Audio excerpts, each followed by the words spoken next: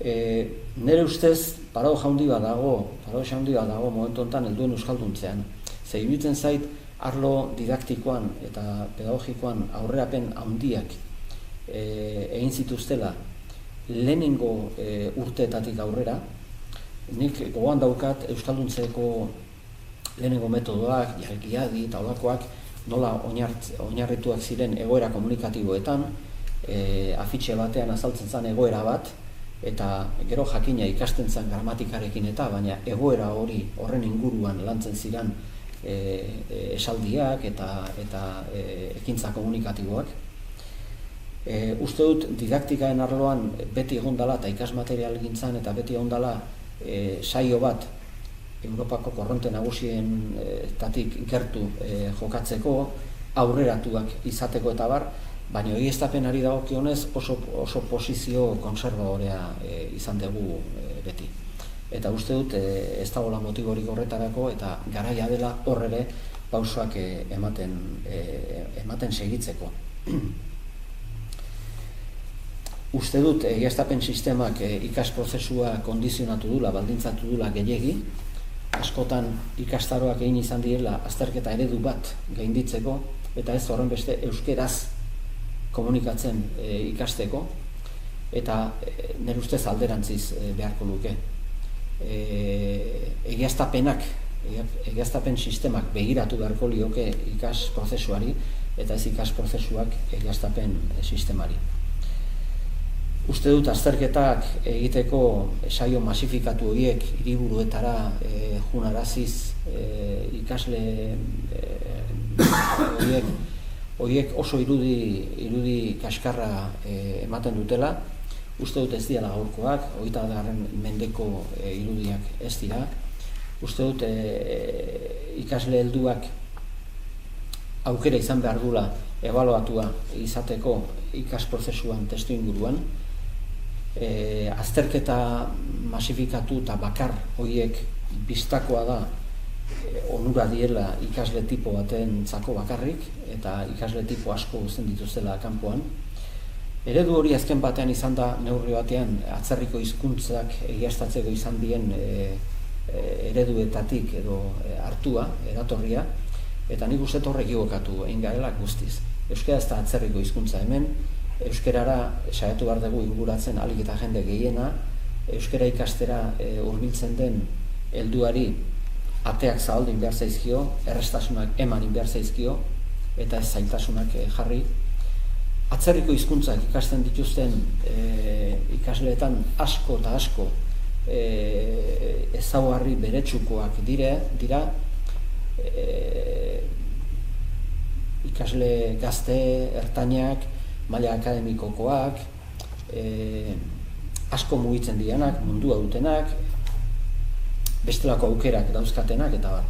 Baina euskararen kasuan guk nahi baduguna da gizarte ahalik eta elebiduna eraiki, lortu behar dugu euskara ikastera animatu dadila ahalik eta jende gehiena. Eta hor oso uniberso zabala daukagu eta oso aniztuna.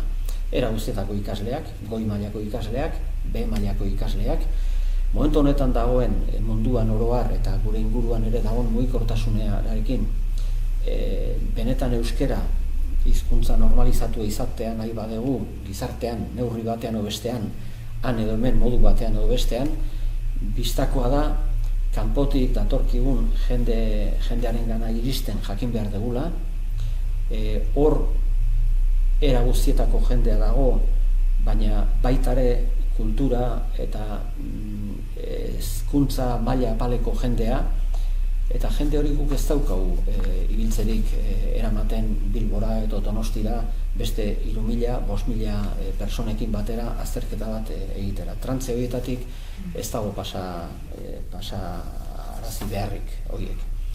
Markoak berak, konparatzen duenean ebaluazio jarraitua eta ebaluazio bakarreko azterketa sistema, honela dio ez, une jakin bateko ebaluazioak personak agian aurreko urtetan ikasiak dituen gauzak oraindik egiten badakizkiela bermatzen du.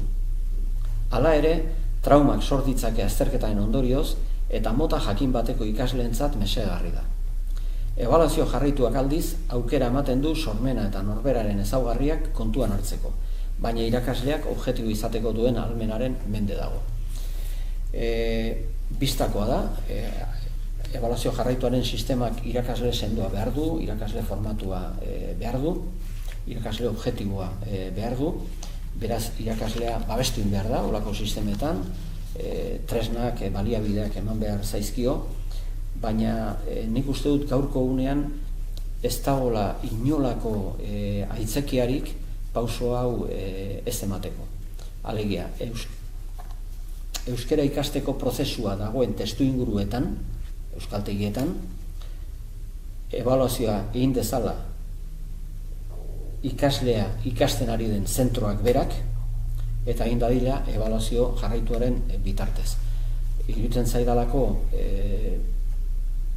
edozein ikaslek lortu den gaitasun komunikatiboa errezago adieraziko duela, bere alde on eta txarrekin, bere ezaugarri personalekin eta bar, gertuko testuingurunean, eguneroko testuingurune horretan, egun batean dana jokatzera Donostira edo Bilbora edo Bekera junda baino. Beraz, nire ustez AB eta euskaltegien sistema prestatuta daude pauso hori emateko, euskaren gaitasunen zertifikazioa euskaltegian bertan eskuratzeko aukera indarrean jarri beharko litzateke, eta zertifikazioa gainera ebaluazio jarraituaren bitartez era progresiboan lortzeko sistema berrartu eta ostera martxan jarri beharko litzateke. Administratiboki ez dago inongo eragozpenik horretarako, ze aberen legean bertan aipatzen da euskaltegi publikoi eta homologatuei ahalmen akademiko osoa aitortuko zaiela, beraz ez dago eragozpen legalik horretarako, eta bestalde, ebaluazio jarraitua balio egiaztatzaileaz aplikatzeko ere, behar besteko arkitektura eta baliabide eta pedagogikoak eta didaktikoak baituzte gaur egun ja, abek eta euskaltegiek. Hori da nire iritzia.